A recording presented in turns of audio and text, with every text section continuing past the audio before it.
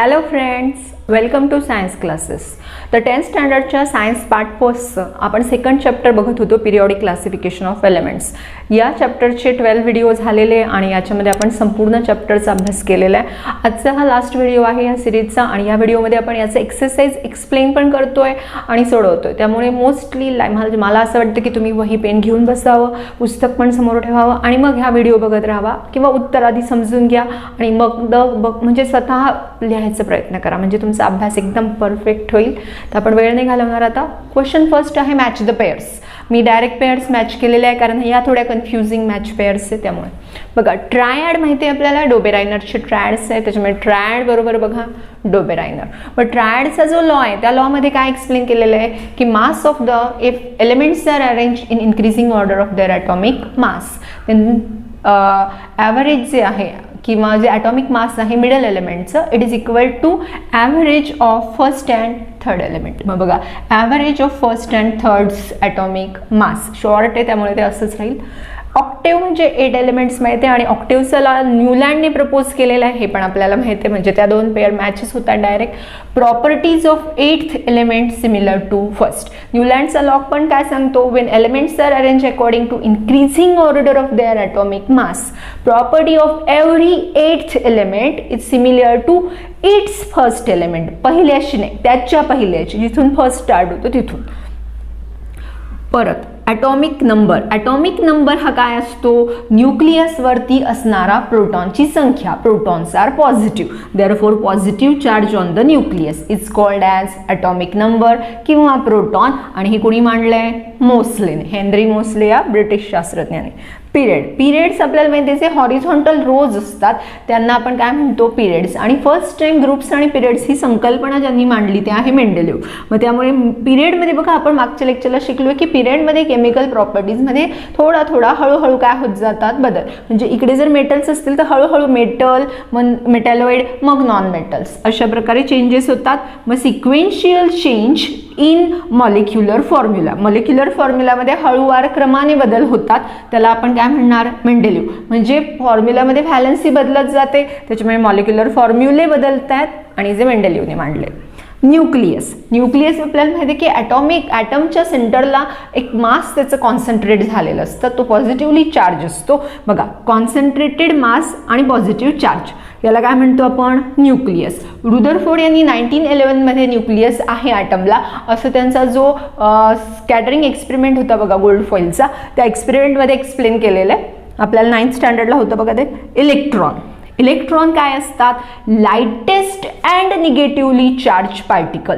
ॲटममध्ये सगळ्यात हलके पार्टिकल्स असतात, शिवाय त्यांच्यावर निगेटिव्हली चार्ज पार्टिकल्स असतात ते. आणि हे कोणी मांडलंय, थॉम्सन. इलेक्ट्रॉनचा शोध आधी लागलेला आहे, मग न्यूक्लियसचा शोध लागलाय. त्याच्यामुळे बघा, ह्या सगळ्या मॅच द पेअर्स आपण कंप्लीट केलेला आहे. क्वेश्चन नंबर 1 कंप्लीट झालाय. तर बघा, आपण आता क्वेश्चन नंबर 2 बघतोय. Fill in the blanks and rewrite the statements.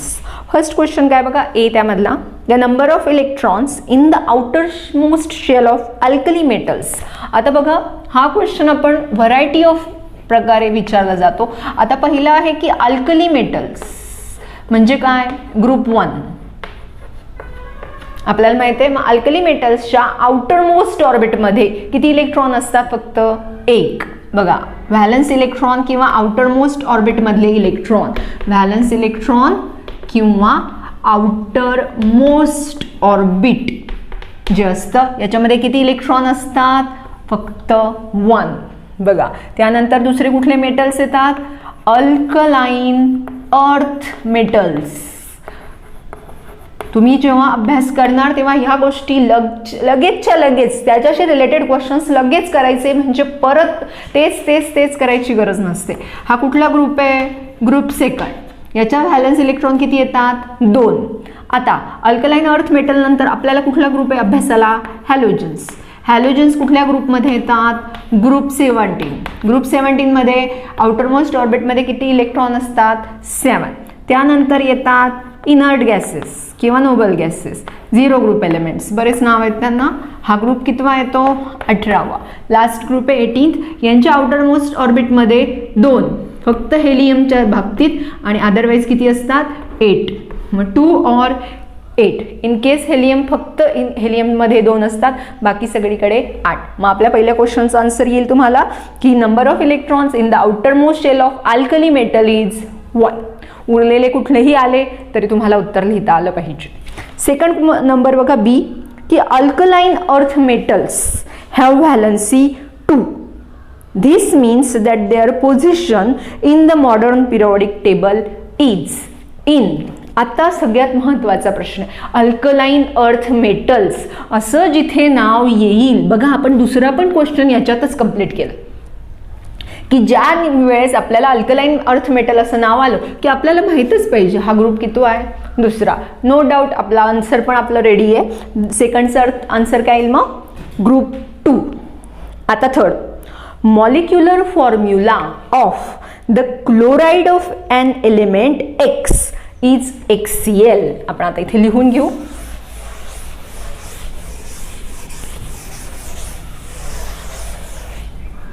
बघा, एक एक्स नावाचा एलिमेंट आहे. एक्स हा काय एलिमेंट आहे, याचा मॉलिक्युलर फॉर्म्युला काय HCl. बघा HCl हे कंपाऊंड कसं आहे, this compound is solid having high melting point.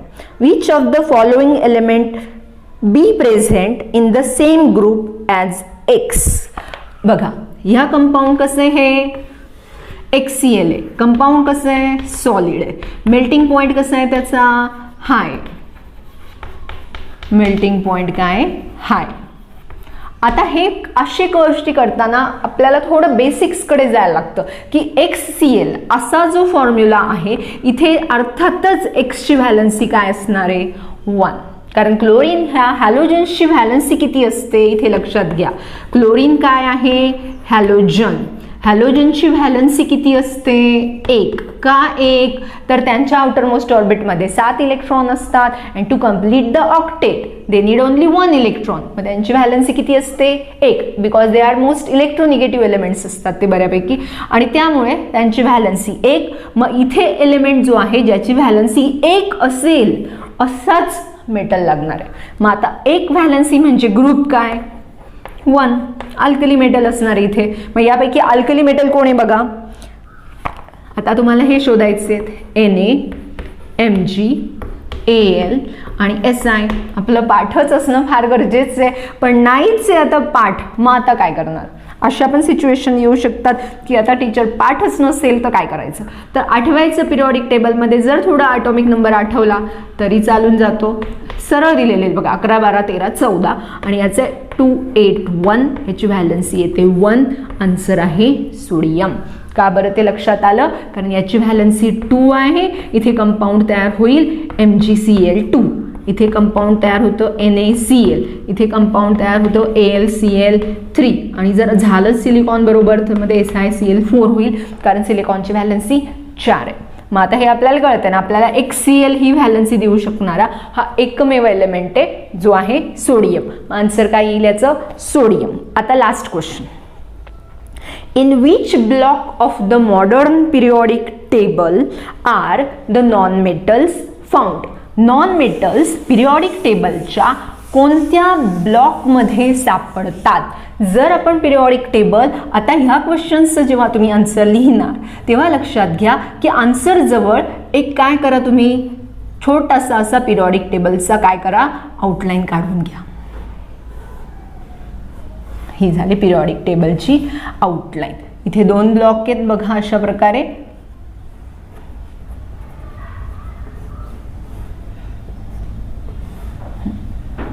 Okay, तुम्ही हे असं काढलं तरी चालेल. हा S ब्लॉक, हा P ब्लॉक, हा D ब्लॉक आणि हा F ब्लॉक. आपल्या माहितीसाठी आपण जर लिहिलं तर फक्त पिरियॉडिक टेबलच्या ह्या असा जो भाग येतो साधारण एवढ्याच भागात नॉन मेटल आहेत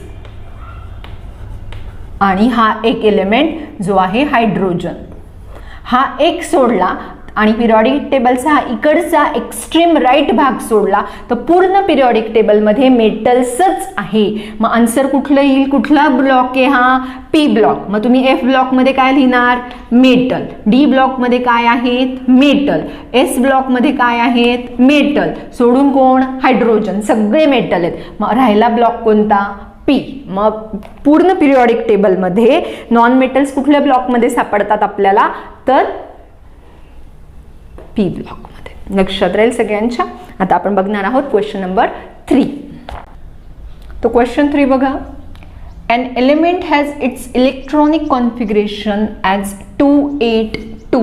एलिमेंटचे तुम्हाला इलेक्ट्रॉनिक कॉन्फिगरेशन दिलंय 282. Answer the following questions. Okay, मग खाली प्रश्नाचं उत्तर द्या.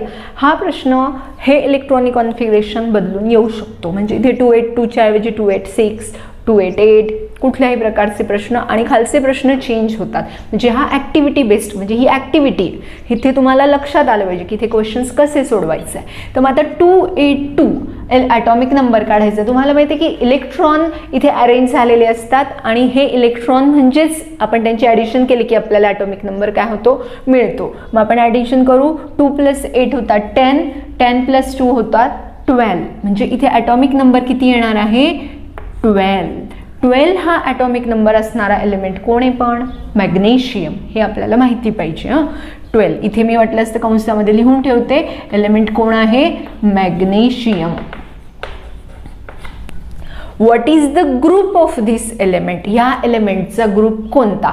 आता खूप मुलांना प्रश्न पडू शकतो की नुसतं इलेक्ट्रॉनिक कॉन्फिगरेशन दिल्यावरती ग्रुप कसा ओळखायचा. तर मोस्ट लक्षात घ्या, तुम्हाला फक्त 1 पासून ते किती एलिमेंट ग्रुप आहेत, म्हणजे तुम्हाला फक्त 1 to 20 एलिमेंट आहे परीक्षेला. आता 1 to 20 एलिमेंट असल्यामुळे मध्ये जो डी ब्लॉक आहे तो डी ब्लॉक तुम्हाला नाही आहे. मग त्यामुळे काय होतं बघा की इथे एलिमेंटच्या शेवटच्या ऑर्बिटमधल्या इलेक्ट्रॉनवरून तुम्हाला त्याचा पिरियड नंबर ओळखता, ग्रुप नंबर पण आणि पिरियड नंबर पण ओळखता येतो. पिरियड नंबर सोपा असतो, जेवढ्या शेल असतात तेवढेच पिरियड नंबर. इथे 1 2 3 शेल आहे, मग इथे काय येईल, इथे पिरियड तर सरळ सरळ 3च आहे. पिरियडचा प्रॉब्लेमच नाही बघा. 2 8 1 2 3 3 शेलमध्ये इलेक्ट्रॉन गेलेले म्हणून याचा पिरियड राहिला 3rd. पण ग्रुपमध्ये लक्षात ठेवायचं की 1 इलेक्ट्रॉन असेल आउटर मोस्ट ऑर्बिटमध्ये तर ग्रुप 1, 2 असेल तर ग्रुप नंबर 2, मग 3 असतील तर डायरेक्ट ग्रुप नंबर कितीवर जायचं, 13वर, मध्ये नाही जायचं. म्हणजे 1 2 डायरेक्ट 13 14 15 16 17 18 एवढं. मग 2 असेल तर 2, 3 असेल तर 13, 4 असेल तर 14, 5 असेल तर 15, 6 असेल तर 16, 7 असेल तर 17, 8 असेल तर 18 एवढं लक्षात ठेवा. मग इथे किती आहे, 2 आहे म्हणून ग्रुप नंबर 2. लक्षात राहील सगळ्यांच्या. आता हा तर झाला आपला. आता in which of the following, with which म्हणजे यापैकी कुठले जे एलिमेंट आहे याच्याबरोबर हे एलिमेंट रिझेंबल, रिझेंबल्सचा अर्थ इथे लक्षात घ्या, साम्य दर्शवतात, सारखेपणा दर्शवतात. मग कोण कोण आहे, NBeArCl म्हणजे नायट्रोजन, बेरिलियम, आर्गॉन आणि क्लोरीन. कसं ओळखणार, तर तुम्ही काय करा, इलेक्ट्रॉनिक कॉन्फिगरेशन लिहा. 2 पहिल्या ऑर्बिटमध्ये, पहिल्या शेलमध्ये, के शेलमध्ये 2 5 2 2 2 8 10 झाले 8 आणि 2 8 7. कोणाला रिझेंबल होत आहे, ऑलमोस्ट शेवटचं ऑर्बिटचं कॉन्फिगरेशन बघा. लास्ट ऑर्बिटमध्ये 2 इलेक्ट्रॉन आहे, लास्ट ऑर्बिटमध्ये 2 इलेक्ट्रॉन आहे, इथे 5 आहे, इथे 8 आहे, इथे 7 आहे. मग कोणाबरोबर रिझेंबल होतं आहे, तर बेरिलियम बरोबर. म्हणजे दिस एलिमेंट म्हणजे मॅग्नेशियम आणि बेरिलियम हे ग्रुप सेकंडचे मेटल आहे. या ग्रुपचं नाव काय आहे, अल्कलाइन अर्थ मेटल्स. तुमचा हा क्वेश्चन लक्षात आला. ओके, आपण सेकंड पुढचा नेक्स्ट क्वेश्चन बघू. तर आपण बघतोय question number 4. Write down the electronic configuration of the following elements from the given atomic numbers and answer the following question with explanation. तुम्हाला या क्वेश्चनचे आन्सर लिहिताना एक्सप्लेनेशन का द्यायचे. क्वेश्चन बघा की लिथियम बघा वर दिलंय मी तुम्हाला, lithium 3, silicon 14, helium 2, sodium 11, phosphorus 15. Which of these elements belongs to period 3. Period 3ला यापैकी कोणकोणते एलिमेंट्स काय होतात, बिलॉंग करतात. आता सगळ्यात महत्त्वाचं म्हणजे आपल्याला एक गोष्ट माहिती पाहिजे की the number of period indicates the number of shells around the atom. मग आता आपण बघू लिथियमच्या शेल, इलेक्ट्रॉनिक कॉन्फिगरेशन लिहा 3 लिथियम. या इलेक्ट्रॉनिक कॉन्फिगरेशनचे आपले व्हिडिओ आहे, तुम्ही तो अभ्यास करा. ज्यांना अजिबातच येत नाही त्यांनी, कारण इथे नाही एक्सप्लेन करता येणार. तर लिथियम 2 इलेक्ट्रॉनिक कॉन्फिगरेशन कसं लिहितात, 2 1 2 + 1 3 पहिल्या शेलमध्ये 2. सिलिकॉनचं कसं लिहिणार, सिलिकॉन 14 इलेक्ट्रॉनिक कॉन्फिगरेशन कसं लिहिणार तुम्ही, 2 फर्स्ट शेलमध्ये 8 शेल कंप्लीट झाली. एल शेल पण 2 8 4 बघा 14. हेलियमचं कसं लिहिणार? हेलियम 2. इलेक्ट्रॉनिक कॉन्फिगरेशन फक्त 2च लिहिणार कारण शेल कंप्लीट होतीये. सोडियम 11 शेलमध्ये किती इलेक्ट्रॉन लिहिणार तुम्ही? फर्स्ट शेलमध्ये 2, सेकंड शेलमध्ये 8, लास्ट शेलमध्ये 1 आणि त्यानंतर येतोय तो फॉस्फरस. Atomic number 15 285. इथे आपण एक्सप्लेनेशन द्यायच्या आधी काय लिहिणार आपण? Number of period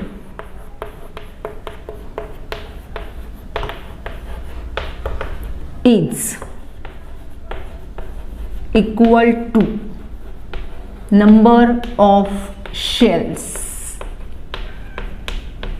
around an atom. Atom भोवती जेवढ्या शेल्स असतात किंवा period number indicate the number of shells. आपण इथे इंडिकेट लिहिलं तरी चालतं. म्हणजे कसं आपल्याला तो पण number of period indicate the number of shells around an atom. मग तेच इंडिकेट करतात. मग इथे किती आहे बघा? 1 2 पिरियड नंबर 2. एकच शेल आहे पिरियड नंबर 1. किती शेल आहे बघा? 1 2 3 period number 3. 1 2 3 period number 3. 1 2 3 period number 3. Therefore silicon 14, sodium 11 and phosphorus 15 belongs to period 3. Question तुम्हाला समजलेला असेल. आपण एक्सप्लेन पण केलेला आहे आन्सर. आपण आता याच्यानंतर बघतोय बी. तर आपण हा जो क्वेश्चन बघतोय बघा, hydrogen 1, nitrogen 7, calcium 20, sulphur 16, beryllium 4, argon 18. Which of these elements belongs to second group? कुठले यापैकी कुठले एलिमेंट सेकंड ग्रुपला बिलॉंग करतात? आता आधी हे समजून घ्या की सेकंड ग्रुपला बिलॉंग होण्यासाठी हा क्रायटेरिया आपल्याला वापरता येत नाही. पण आपल्याला हा क्रायटेरिया माहिती की सेकंड ग्रुपच्या आउटरमोस्ट शेलमध्ये 2 इलेक्ट्रॉन आहे. मग आधी आपण इलेक्ट्रॉनिक कॉन्फिगरेशन बघू. ज्यांच्या आउटरमोस्ट शेलमध्ये 2 इलेक्ट्रॉन असतील ते सगळे सेकंड ग्रुपला, बाकीचे त्या ग्रुपला रिस्पेक्टिव्हली. बघा हायड्रोजन 1 इलेक्ट्रॉनिक कॉन्फिगरेशन काय लिहिणार? फक्त 1. ओके. आता इथे लक्षात घ्या की ह्या ठिकाणी इलेक्ट्रॉनिक कॉन्फिगरेशनचे आपण जे रूल बघितले होते त्यानुसार याला ब्रॅकेट करायची सवय ठेवा. आता मी इथे आत्ता वर केलेले, आता खाली पण मी करते. हायड्रोजनचं काय लिहिणार? 1. नायट्रोजन काय लिहिणार? 7 आहे ना, मग नायट्रोजन काय लिहिणार? 2,5. कॅल्शियम काय लिहिणार तुम्ही? 20 आहे, मग काय लिहिणार? 2 8. आता आपल्याला माहिती आहे पुढच्या ऑर्बिटमध्ये आपण 10 घेत नाही, मग इथे काय घेतो? 2 8 8 2. कॅल्शियम आणि पोटॅशियमचं इलेक्ट्रॉनिक कॉन्फिगरेशन चेक करा. सल्फर 16 2 8 6. बेरिलियम 4 2 2 आणि आर्गॉन किती आहे बघा? आर्गॉनचं 18. कसं लिहिणार? 2 8 8. मग आता इथे काय एक्सप्लेनेशन देणार आहे? The group number 2 has 2 electrons in its valence shell. Valence किंवा आपण त्याला काय म्हणणार? Outer most shell.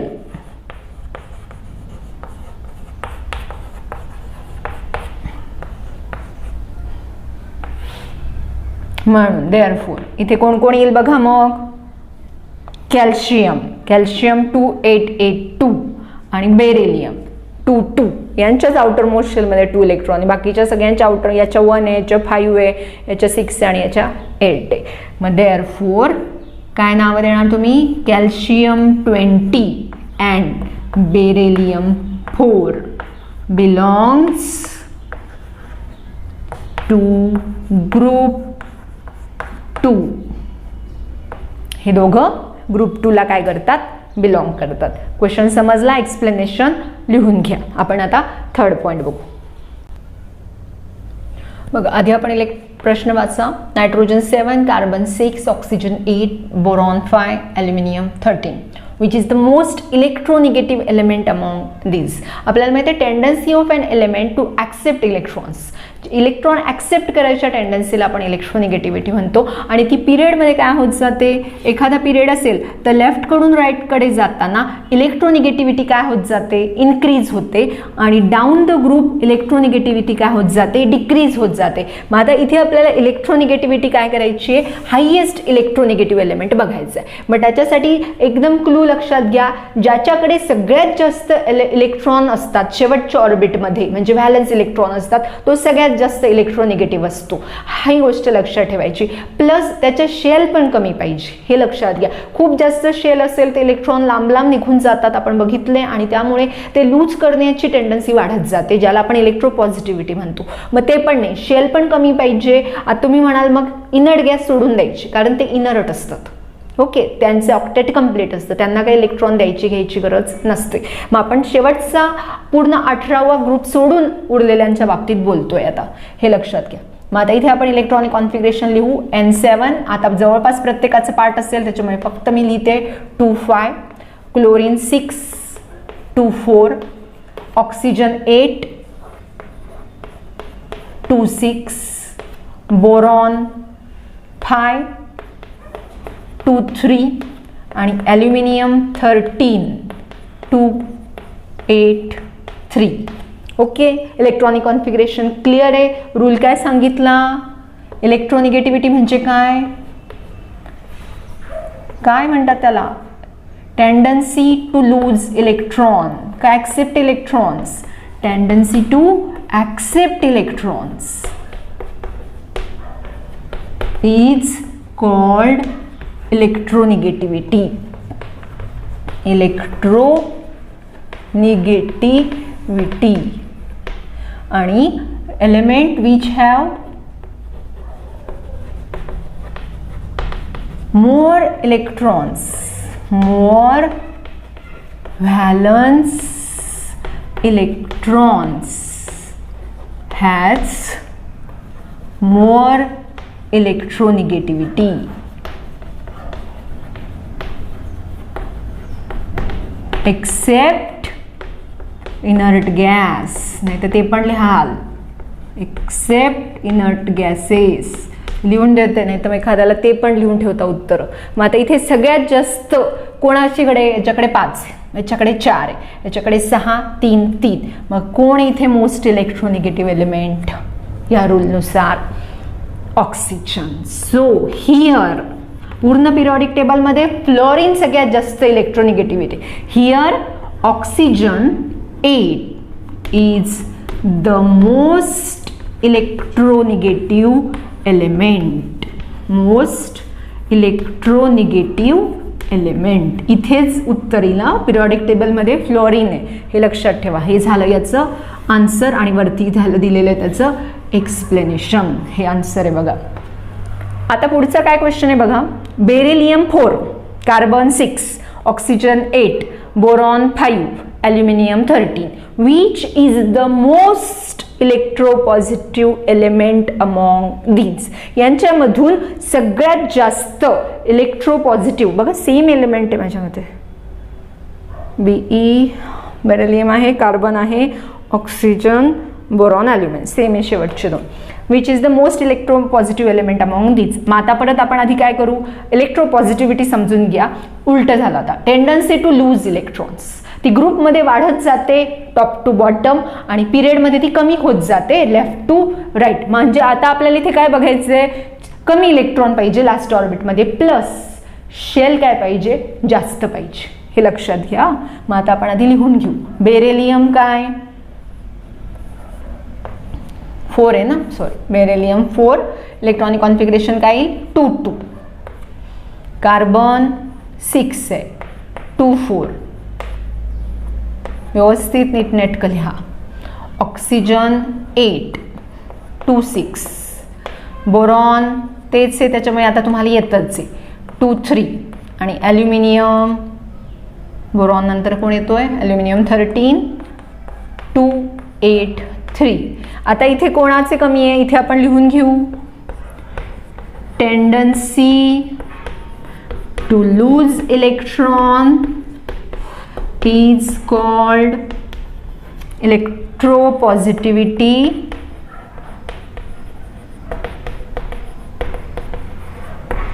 ओके. आणि एलिमेंट विथ लिस्ट म्हणजे कमीत कमी valence electron has more electropositivity, किंवा इथे आपण मोस्ट करू, हॅज मोस्ट इलेक्ट्रोपॉझिटिव्हिटी. आर्टिकल्स टाकून घ्या. The least valence electron has the most electropositivity. इथे सगळ्यात कमी कोण आहे, 3 3 सेम आहे, 6 4 2. कमी कोण आहे, बेरिलियम. इथे कोण होता, ऑक्सिजन. मग इथे कोण येईल, here beryllium 4 is the most electropositive element. आता हा थोडा कन्फ्युजिंग प्रश्न येऊ शकतो, कारण बेरिलियम आणि ॲल्युमिनियममध्ये ॲल्युमिनियम पण इलेक्ट्रोपॉझिटिव्ह एलिमेंट येईल, कारण ॲल्युमिनियम 3rd पिरियडला बिलॉंग करतो आणि बेरिलियम 2nd ग्रुपला. पण याच्याकडे व्हॅलन्स इलेक्ट्रॉन काय येतात, कमी येतात, त्यामुळे इथे आन्सर मात्र बेरिलियमच लिहायचे. ओके. आता आपण नेक्स्ट पुढचे 2 बघू. Sodium 11, phosphorus 15, chlorine 17, silicon 14, magnesium 12. Which of these has the largest atom? यापैकी सगळ्यात जास्त ॲटम, मोठा ॲटम कोणता आहे? आता आपण इलेक्ट्रॉनिक कॉन्फिगरेशन लिहू. सोडियम 11 2 8 1, फॉस्फरस 15 2 8 5, व्यवस्थित लिहा. क्लोरीन 17 2 8 7, सिलिकॉनचं काय येईल, 14 आहे, 2 8 4, आणि मॅग्नेशियम 12 2 8 2. आता लार्जेस्ट ॲटममध्ये जर आपण विचार केला की हे सगळे एकाच पिरियडचे एलिमेंट आहे, मग कोण कोण आहे आपण सिरियली लावू. सोडियम, मॅग्नेशियम, त्यानंतर सिलिकॉन, फॉस्फरस आणि chlorine. 1 2 3 4 5. Chlorine belongs to period 3. हे सगळे 3rd पिरियडचे एलिमेंट्स आहेत. आन्सर्स नीट लिहा, हे एक्सप्लेनेशन आहे आणि क्वेश्चन खूप जास्त आहेत, त्यामुळे मी फळ्यावरच असं लिहिणार आहे. Second, in a period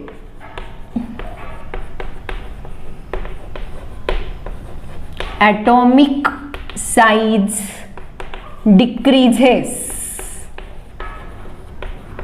from left to right.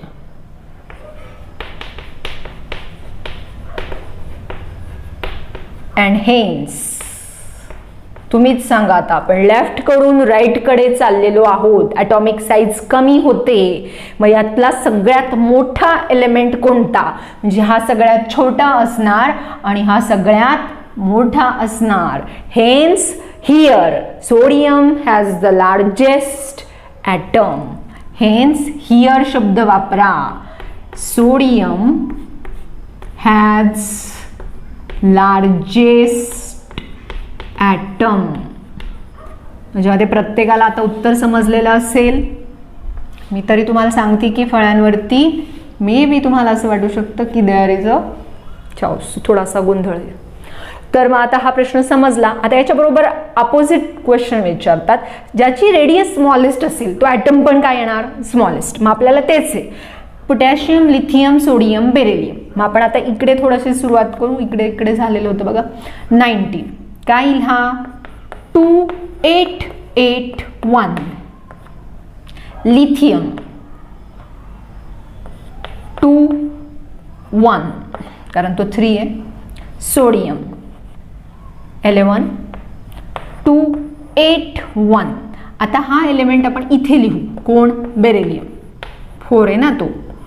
2 2. मग हा जो आहे जर तुम्ही नीट लक्ष दिलं तर आता मी हे थोडंसं इकडे लिहिते की हा आणि हा जो बेरिलियम आहे जो 4 नंबरला आहे, ज्याचं इलेक्ट्रॉनिक कॉन्फिगरेशन 2 2 आहे, हा जो आहे हा सेकंड पिरियड आहे. आता मी लिहिताना आपला क्रम चुकला असेल तर आपण इथे फक्त पोटॅशियमला खाली टाकू. K19 2 8 8 1. आता बघा हा काय झाला? ग्रुप 1. हा काय झाला? Period second. म्हणजे हे ग्रुप 1 चे एलिमेंट आहे. ग्रुपमध्ये काय होतं? ॲटॉमिक साईज खाली जाताना वाढत जाते. मग पोटॅशियमची ॲटॉमिक साईज इथे सगळ्यात जास्त आहे. मग सगळ्यात कमी ह्या ग्रुपमध्ये कोणाची ॲटॉमिक साईज आहे? लिथियमची. आता प्रश्न कंपॅरेटिव्हली मध्ये बेरिलियम घातल्यामुळे अवघड झालेला आहे. का? तर लिथियम ग्रुप 1 मध्ये सगळ्यात लहान आहे. त्याच्या अगोदर हायड्रोजन आहे, पण आता इथे हायड्रोजन दिलेला नाहीये. मग आता काय झालं की लिथियम नंतर येतो बेरिलियम जो सेकंड पिरियड ग्रुपमध्ये जातोय आणि लेफ्टकडून राईटकडे जाताना बेरिलियम लहान होणार आहे. मग इथे ॲटॉमिक रेडियस लहान कोणाची येते? बेरिलियमची. ह्या प्रश्नाच्या एक्सप्लेनेशनमध्ये आपल्याला पिरियडचा उल्लेख करणं गरजेचं आहे. तर ग्रुपचा तर करावाच लागणार आहे. मग काय लिहिणार इथे बघा?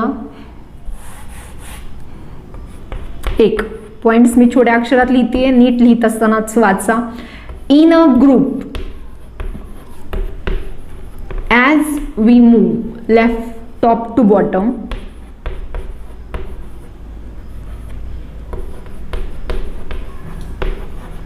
atomic size increases.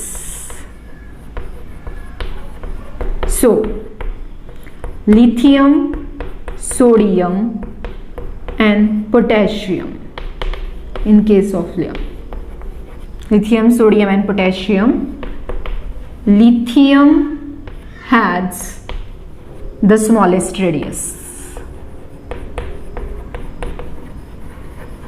कंपॅरेटिव्हली बघा ह्या तिघांमध्ये लिथियमची रेडियस काय येते? स्मॉल येते, कारण आपण इथे लिहिलेलं आहे. आता second. But in a period as we move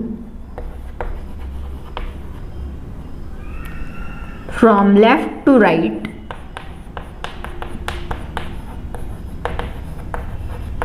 atomic size किंवा ॲटॉमिक रेडियस दोन्ही पण, कारण ॲटॉमिक साईज ॲटॉमिक रेडियसमध्येच एक्सप्रेस करतो आपण.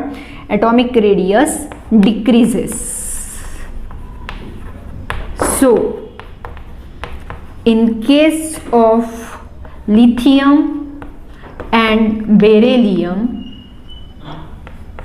Beryllium has the smallest radius.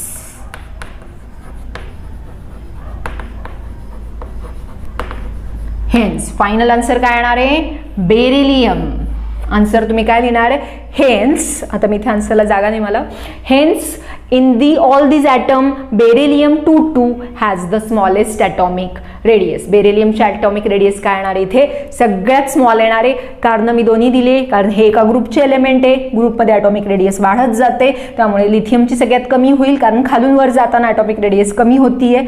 आणि पिरियडमध्ये मात्र डावीकडून उजवीकडे लेफ्ट टू राईट जाताना ॲटॉमिक रेडियस काय होत जातात? कमी होत जातात. म्हणून इथे ह्या केसमध्ये बेरिलियमची ॲटॉमिक रेडियस काय आहे? सगळ्यात कमी. आणि ह्या वरच्या केसमध्ये सगळ्यात जास्त ॲटॉमिक साईज म्हणजेच सगळ्यात मोठा ॲटम कोण येणार आहे? सोडियम. का बरं? तर पिरियडमध्ये लेफ्ट टू राईट जाताना ॲटॉमिक साईज कमी कमी होत जातात.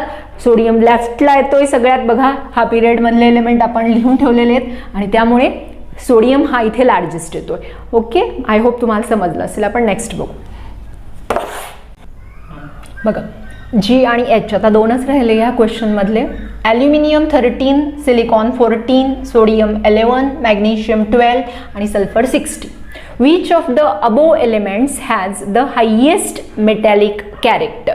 यापैकी कुठल्या एलिमेंटमध्ये मेटॅलिक कॅरेक्टर सगळ्यात जास्त आहे? बघा मेटॅलिक कॅरेक्टर म्हणजे हायेस्ट इलेक्ट्रोपॉझिटिव्हिटी. कुठल्याही एलिमेंटला इलेक्ट्रॉन देऊन म्हणजे लॉस्ट करून आणि पॉझिटिव्ह आयन तयार होण्याची जी त्याच्यामध्ये कॅपॅसिटी असते किंवा टेंडन्सी असते त्याला आपण इलेक्ट्रोपॉझिटिव्हिटी म्हणतो. त्याच्याबरोबर अपोजिट क्वेश्चन खाली आहे बघा की कोणाला सगळ्यात जास्त नॉन मेटॅलिक कॅरेक्टर आहे. नॉन मेटॅलिक कॅरेक्टर म्हणजे काय? Tendency to lose electrons tendency to accept electrons and to form the anions, negative ions तयार करायचे, ती इलेक्ट्रोनिगेटिव्हिटी. तर आता इथे बघू आपण. आता आपण हे सिरियली लिहू म्हणजे आपल्या सिरियली गोष्टी क्लिअर होतील बघा. सोडियम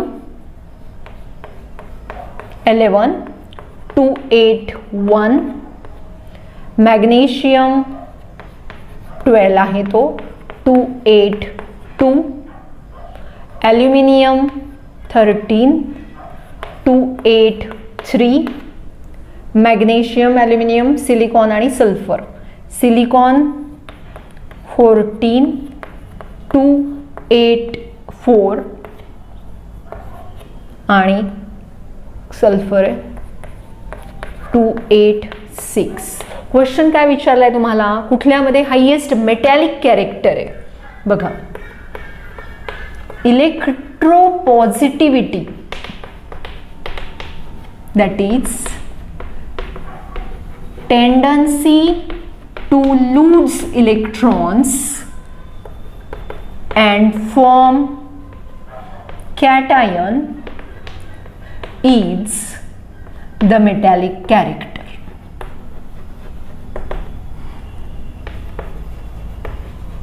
आणि या सर्वांमध्ये सगळ्यात जास्त टेंडन्सी कोणाची असणार? सोडियमची. का? त्याच्या आउटर मोस्ट शेलमध्ये लिस्ट इलेक्ट्रॉन आहे. मग here sodium has only 1 electron in its outermost shell, so it is easily lost and it has highest metallic character. आता अजून एक,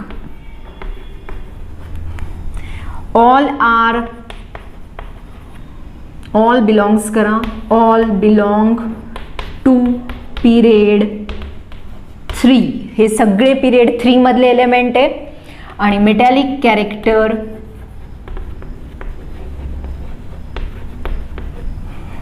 decreases from left to right in a period. बघा नीट मी वाचते, समजा एखाद्याला व्यवस्थित दिसत नसेल तर बघा.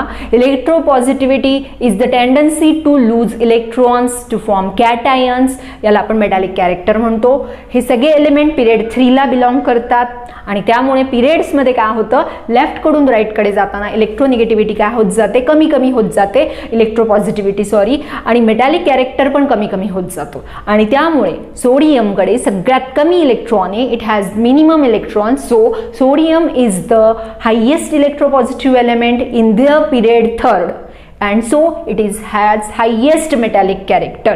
मग इथे आन्सर काय येणार आहे? सोडियम. तुम्ही आन्सर खाली लिहा. आन्सर काय येणार इथे? Sodium has the highest metallic character. आता पुढे बघा. Carbon 6, lithium 3, fluorine 9, nitrogen 7, oxygen 8. हे सगळे एलिमेंट कुठल्या पिरियडला बिलॉंग करतात? 3rd. आपण आन्सर आधी इथे लिहून ठेवू. All elements belongs to period 2nd. Electronic configuration लिहा. Carbon 2,4, lithium 2,1, fluorine 2,7, nitrogen 2,5, oxygen 2,6. तुम्ही सरळ सांगू शकतात की ज्याच्याकडे सगळ्यात जास्त इलेक्ट्रॉन असतात तो सगळ्यात कमी इलेक्ट्रॉन ऍक्सेप्ट करतो, याला करावेच लागतात, आणि तो सगळ्यात जास्त इलेक्ट्रॉन निगेटिव्ह एलिमेंट असतो आणि त्याचं नॉन मेटॅलिक कॅरेक्टर सगळ्यात जास्त असतं. मग all the elements belongs to period second. In a period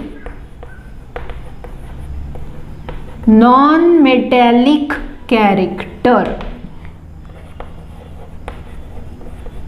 increases from left to right. Left कडून राईट कडे जाताना as we move from left to right the non-metallic character increases. So तुम्ही वाटल्यास असं लिहिलं तरी चालेल. लिथियम, लिथियम नंतर इथे कोण येणार आहे?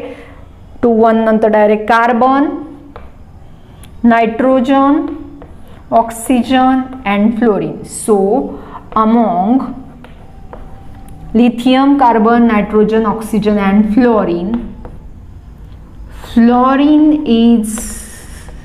has the most non-metallic character.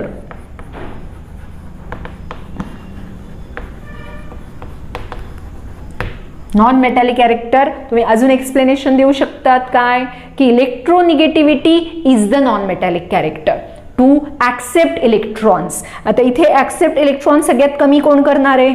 Fluorine. आणि हे पण आपल्याला कायमस्वरूपी पाठ पाहिजे की fluorine is the most electronegative element. बघा आतापर्यंत आपण क्वेश्चन नंबर 4 पर्यंत आलोय, पण या चॅप्टरचा एक्सरसाइज खूपच लेंदी आहे. बघा आपण 4 पर्यंतच खूप वेळ झालाय, त्यामुळे याचा पुढचा जो पार्ट आहे क्वेश्चन 5 6 7 आणि 8 आपण हे पुढच्या व्हिडिओमध्ये बघू. तोपर्यंत अभ्यास करा, एवढा सगळा एक्सरसाइज व्यवस्थित पूर्ण करा. Okay, good bye.